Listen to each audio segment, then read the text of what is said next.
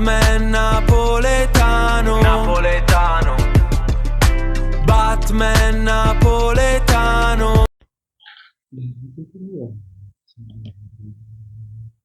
Ce la fai? Non è come si può? Oggi in questo video andremo a parlare di alcune di calciomercato. Abbiamo alcune news che già abbiamo portato altri punti, come per esempio quella di Mourinho, oppure abbiamo anche delle breaking news, delle news importanti riguardante la Serie A, le partitine e molto altro. Bene, allora, io direi di partire. Allora, partiamo subito con Maurizio Sarri, che è sempre più vicino al, all'Atalanta. Nei giorni scorsi ha fatto il nome del Napoli, però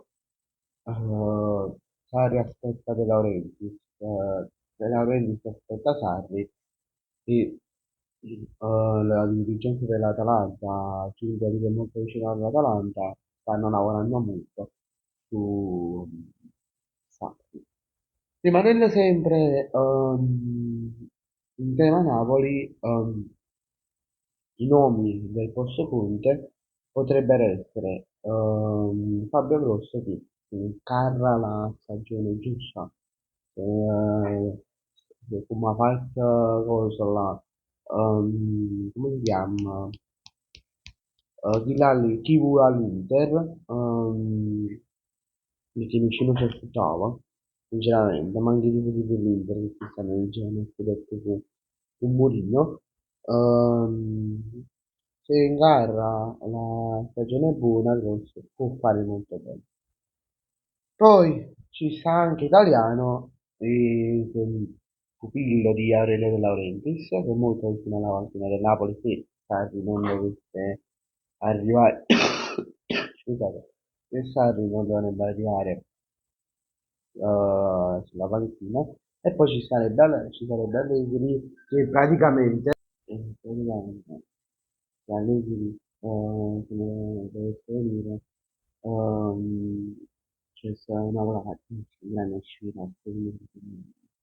Poi Flick rinnova con il Barcellona, il contratto fino al 2028. Poi Andrés Iniesta su United, che tra l'altro è nella sua prima esperienza da allenatore. Poi ehm, Pep Guardiola lascerà ufficialmente dopo 10 anni, se non sbaglio questa news già ve l'ho accennata, lascerà dopo 10 anni il Manchester City. Infatti, mi correggono alla prossima notizia, Enzo Maresca su Manchester City. Quindi, insomma, riesco appunto sarà fino al 2027, no scusate, no, fino al 2027, devo dire fino al 2028, il nuovo allenatore del Manchester City. Bisogna vedere se Pep Guardiola vuole, eh, vuole continuare ad allenare oppure si vuole ritirare proprio ufficialmente dalla carriera allenatore. Molto redditizia a livello di trofei, a livello di vittorie. Poi Chiesa lascerà al 100%, anzi no al 100%, al 99,9%, sempre quella percentuale in meno.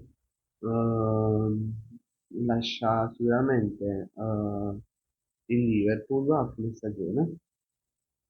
Eh, Ci sono delle opzioni stesse in Premier, sì, ma anche se in Serie A.